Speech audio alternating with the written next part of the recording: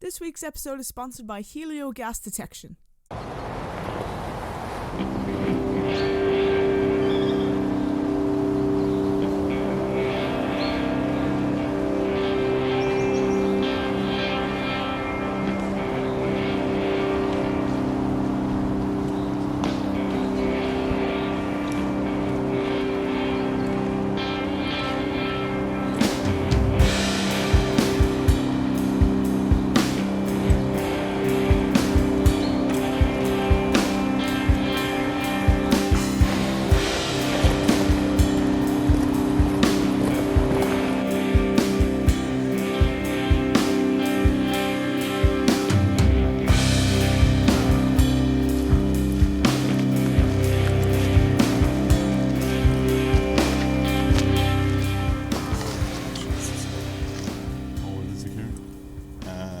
I found a set list recently from when we played in Bangor 2019, and we actually used that as an intro to Scaltine at the time. So it goes back that long, I'd say. Probably longer than that. But no, it wasn't always the opener either. I don't remember which one we had. We had tied Scorched Earth, we had contemplated, but we had only 4 songs for the album back then. And then Ciaran came up with a 5th song, The Shifting Sands. And that actually, if you put Scorched after The Shifting Sand, it works perfectly. So then we have to put another as the opener. I think we decided Mir, or did one of us. Yeah. And there's a great first riff in Mir, so it kicks off the album lovely, like. Yeah. Okay, on to Immersed. Balancing the heaviness with the light. Does this happen naturally, or has it worked in rehearsals for a song like Immersed? Yeah, I don't know. It's hard to say like what our writing process is anyway.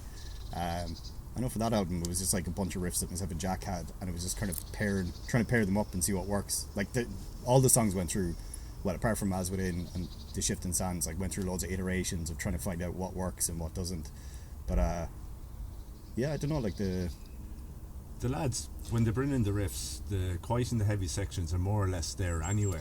It's just when it comes to me and Tomás, it's more like how long it should go on for. Yeah. And it's just basically does the bass follow what the guitar doing, or is it going doing something different? Like if you look at The Shifting Sands, the bass and the drums are doing something entirely different to the rhythm guitar track. So Jack and Ciaran come in with the riffs, but then we elongate or make it shorter and just see what works really.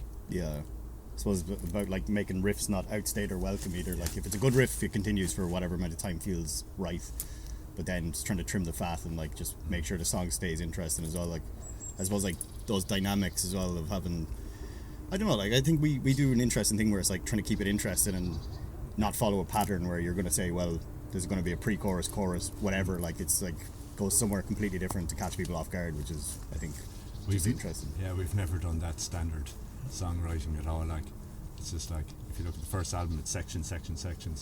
This album is a bit more honed than the first album in that respect. But yeah, it's not like first chorus. I'd nearly add on that. I'd say you're selling yourself a bit short there when you're saying it's just having the riffs. Like I think the dynamic is kind of really a central theme, even when you're talking about the lyrics. Yeah. I mean, even the title of the album and that song is based on this idea of balance and as above so below. That's in that. True, so I think that's a thread that runs throughout the entire album, and it's kind of explored in the lyrics as well, really. Yeah. In fairness, yeah, when I read the lyrics, they're actually really good. Really good, like. Yeah, it is mad because like when you're in the room, you're only focused on what you're doing, and like it was only when I actually listened back to the album after we recorded it that like all the stuff you're doing on bass, I'm like, Jesus Christ, like it's amazing. Like you find little nuances and put the right notes in the right place, but like you wouldn't notice that when you're practicing because you're just focusing on trying not to fuck up yourself. yeah, that's it. Like. We did an interesting thing before we did the album. We went in and played everything clean the whole way through, and you actually find little bits. I mightn't have been in tune with Tomás with the bass drum and the bass guitar for just small little bits, and doing it clean just cleaned it up really quickly. Like the distortion, can kind of sometimes hide your effects. So exactly, that's it. in those pre-album practice sessions, it really was just, are we nailing this down to the beat? And the only way to do that is like, fine, we'll play it with the distortion to sort out our tones, but then strip it right back. Just so, are we actually nailing this rhythmically? Are we nailing the feel of this? And if it sounds good, completely clean and undistorted, then it's going to sound amazing when it's actually when the tone is as intended. I've said that to other bands as well, and they've come back to me. That's brilliant. We've never even thought of that before. Cool. Okay, the shifting sands. Why are instrumentals like shifting sands important to Coroza? I don't know, like the only other instrumental we had was Scalty, not the first album, which was like completely different, like loads of moving parts, and it was again like really dynamic. This one, I think what Ollie was saying, like I almost I forced this song into the album almost, because like I think but it was the perfect call. It was the perfect call. It was, yeah. It was like those 4 songs were just intended to be the album, but like I just really felt that, I don't know. There's like I don't know. Do you know that song "Doob Interlude" by Down? It's like it breaks up the middle of an album where like their intention is for someone to smoke a spliff during it and to continue or whatever.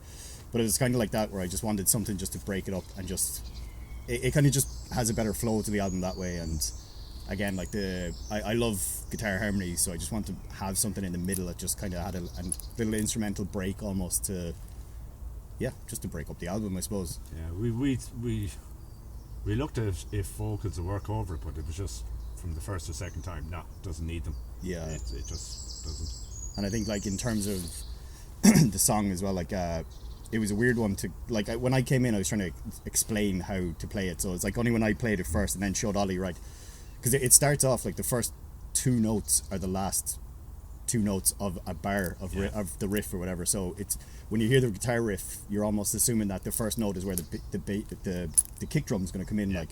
But it doesn't. It comes in somewhere else, and then when the bass comes underneath it, you get the rhythm, like, and you find out. It starts to roll along. Yeah. You do a lot of that in your writing.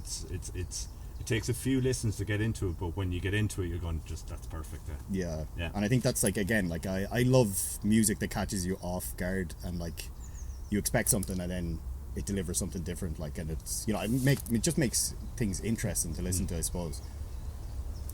Cool. I'd say as well, I think an instrumental in it, I feel, was nearly inevitable, because like when you think about it, like actually in all of our own influences, like there's a heavy influence from instrumental bands. So like we all love Russian Circles, I'll Eat Your Face, say for me, like I'd say, and So I Watch You From Afar would have been the first band I really got into in school, like, so. Yeah. For me, anyway, there's always been a heavy influence, and I think it's the same for everyone in the band. Like, absolutely. Okay. So, Scorched Earth, there. As you said, what are your influences running through Coroza when you create a track like Scorched Earth, vocally and musically? We all listen to a load of music. Like, I don't think like we're essential. Like some people are just die-hard heavy metal fans, like in and out. Like, but we just listen to everything, I suppose, and that would influence like the writing of the songs as well. Again, it's not trying to not following a formula, not being boring or predictable or whatever, like, and taking songs somewhere taking a left turn that you didn't expect in the middle of a song or whatever, like. And again, it's just trying not to stick to, not that we're against, because like as within is like a standard song structure almost. It's like intro, verse, pre-chorus, half a chorus, verse, pre-chorus, full chorus, breakdown, solos, full chorus again, like. But like that's the only one on the album that follows a particular pattern, I suppose. Like, our influences, like if you're looking at metal, you're looking Yob, Russian Circles, any of the major doom bands and stuff. But like the 3 lads and myself, we listened to a very diverse. Like I got into hip hop when I came into this band, because the lads listened to a load of hip hop and stuff. Personally, myself, I find as I get older, I'm listening to less metal. I listen to basically really random stuff, and especially for drum patterns and stuff, jazz, and I see if I can bring a little bit of that into doom music, just to make it a little bit different, that sort of way. And same, like I'd listen to like Boards of Canada, Aphex Twin, and fucking Autechre and stuff like that, and a lot of like instrumental hip hop and stuff as well, but like it all feeds back in. Like when we come into the room, it's not like, I think it was interesting when we put up the video for As Within, like the comments that came through from people that told us our influences that we didn't even like intend to come out through the music. Like people are like, oh, it sounds like ISIS or Mastodon, Tool, like Alice in Chains. There's like loads of stuff that we're like, oh, I suppose it kind of does. Yeah. What was that? Alice in Chains mixed with Acid Bath. yeah, that was a good one. Okay, the title track, As Within. When you went in to record this track in 2021, was it always going to be the album title and single, and possibly your finest hour as a band? Yes. For me, it was. Yeah. It's the perfect song.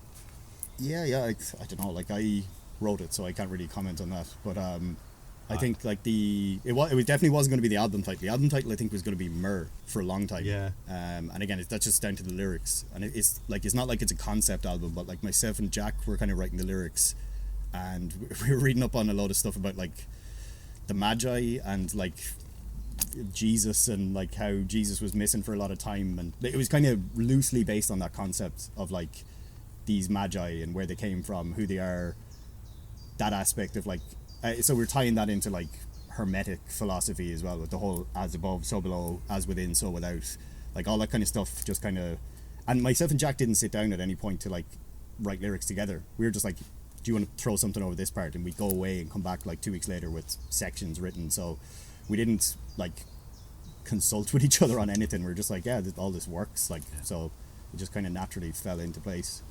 But I think As Within as well, like I remember I wrote that and showed it to Ollie, because it wasn't even a song that I'd written for Coroza. It was just a song I wrote, and I showed Ollie the demo, and it was like, I think at that time it was 14 minutes long. Yeah. And it was like a lot of it was drawn out. Like the intro was twice as long, the verses were twice as long. There was only one solo, which is the one that I had recorded it for the actual final track. But then like Ollie was like, no, that has to be a Coroza song. So I was like, all right. First time I heard it in the car, I knew it was a banger straight away. So we kind of we reworked things then. Like obviously, like I had put down like whatever, like placeholder bass and drums and stuff like that at home, but then like the lads obviously like rejigged everything and kind of made it fit and flow. And then Jack, we made room for a second solo for him as well, and like he killed it with that one as well. So like it all just worked out perfectly, I suppose, in the end. It is one of those, like I wrote that in 2 days over the pandemic, I think, and then came up with the solo like a week later or something. I'm pretty sure you had it before, because had it before, yeah. It's actually, I'm pretty sure it's the oldest song on the album, because we played it at the end of the album launch of the first album. Did we? We did, yeah. We did, yeah. Jesus. In 2019. Yeah. Oh, I'm wrong. Yeah.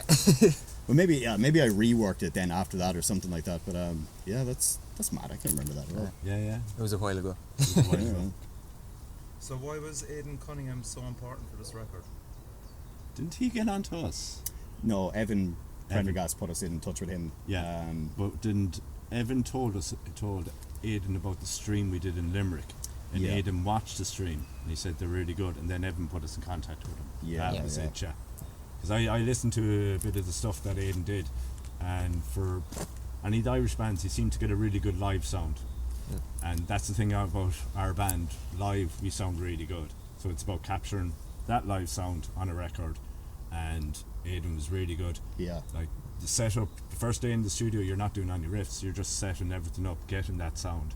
And like he set up the drums, I'd go inside, I listen back, and you're just going, this is perfect. He knows what he's doing. Yeah, he's meticulous in what he does. Yeah. And like the thing, like they were all recorded live, all the tracks. Like, you know, like we'd punch in for certain parts that like there might, I don't know, you know, like let's say Myrrh, like the part where it goes quiet, like we would have stopped there and then just punched back in again to continue live. Yeah.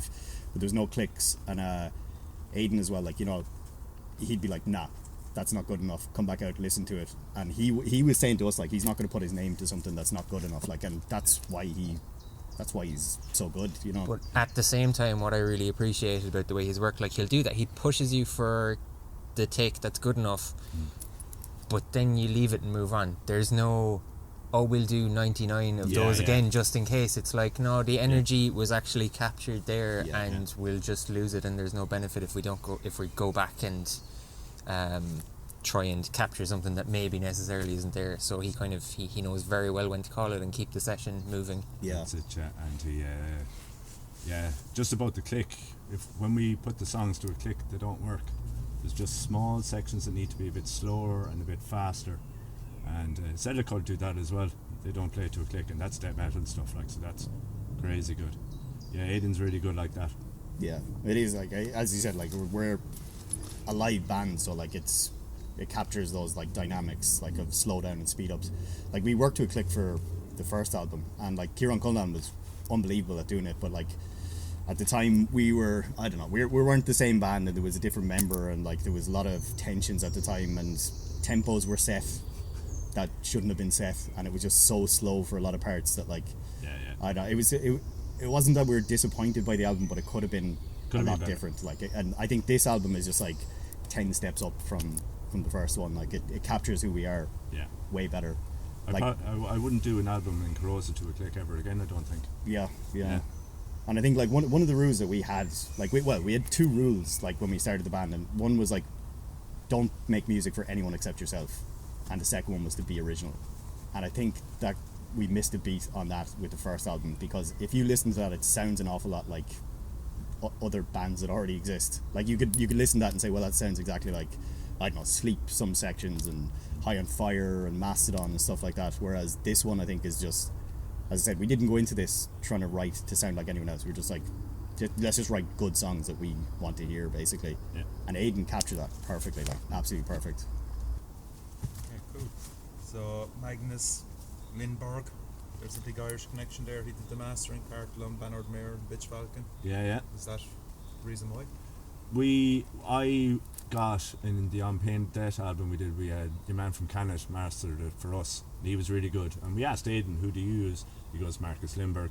And look, when Aidan recorded it that well, we'll go with what he said. It's a very small difference between the master and the mix. It's really small. It's like it's just made it the tiniest bit bigger, but it didn't need a huge amount in the mastering process, but it's spot on. Yeah, I think he made it work for vinyl, tape, CD and digital as well. Like they all slight tweaks to them. Like it just sounds really, I don't know, like the album just sounds really wide. Like if you listen to it, it's like you're in the room kind of there with us as well, like, which is really good. Like it's actually not my first credit on a release with Magnus Lindberg. I recorded the Suits Air Cephalopod, and he mastered that as well. Brilliant. Okay, decision to release with Curse Monk? Well, we went the normal route of sending out emails, contacting all the record labels. I know Rod for years, and I had said to Rod years ago, look, I'm going to try and get this on big labels. It won't happen, but you have to try. Would you have any interest? He said, just come back to me whenever. So I spent about 2 days compiling the list, spent about a week to and froing with everyone, got 1 email back out of 30 contacts, and the person never came back again. I knew that was going to happen. When you're a band in Ireland, when like you've 1,000 Facebook likes, you play around the country, in this day and age, they want to know how many Spotify hits do you have a month. All that's nonsense and stuff. Like they don't even listen to albums. So we always knew Rod was there. I contacted Rod, sent him on the album. 5 seconds he was there. 100%. And like he's built up that label from nothing. And I went to college with Rod as well, like back in the day, so like I kind of knew him anyways, but like what he's done with that label is unreal. Like he's, as you said, like he's built it up like from nothing. And I don't even know how he has the time to do the work alone that he's done for us. Is insane. Like considering he has a bunch of other releases that he's taken care of as well, running a festival, and then the amount of stuff, like I'm actually, and his own side projects as well, like he's got loads of stuff on the go, you know, like he's got his finger in a lot of pies, like, and he's managing it perfectly. Gigs, any gigs coming up? We have the Monk Fest, July the 6th, is it? Saturday, July the 6th. Up in Limerick. That's going to be a good gig. We are going to do a few gigs around the country. A lot of bands do the release launch when the album comes out. We decide this time we're going to let the album come out, leave it a few weeks, and we'll do a few gigs around the country. We're looking at 2 venues in Cork. We might get the Grand Social in Dublin, and then we have a few contacts in Belfast. But we will be announcing gigs in the next few weeks. I think like as well, like compared to, I don't know, maybe 4 or 5 years ago, like we were trying to play as many gigs as we could, and like we end up playing, like, not that there's anything wrong with Fred's, but like we were in there like every couple of months, and it was just like it makes it better, I think, when you're kind of spaced them out, because like it makes it, I don't know, it makes it kind of more special, you can put it that way or whatever, like, but you know, we're getting older, life gets in the way, like that's it, like. cool. And I think band shout outs or Looking forward to 10 Sun Slugs one now in a few weeks. Yeah. Is Sharburn, do they have a new one coming out? Yeah, very soon as well. It came out, yeah. I must give that a listen. Folks, yeah. Is it good? Yeah. Of course it is. It's Yeah, fucking it's Sharburn. Yeah. I love their last record. It's fantastic. They're a great band. They played last night in Limerick, I think, with Tunes. Yes, they did. That's it. Like other ones. But I don't know, the Irish scene is just full of great bands. It's full of amazing bands. Like, it really is. A lot of overlooked bands as well. Like, yeah. Sure, go to any siege, you're going to get 30 great Irish bands every time. Yeah. that's it, man. Shout out to all of them. Sweet.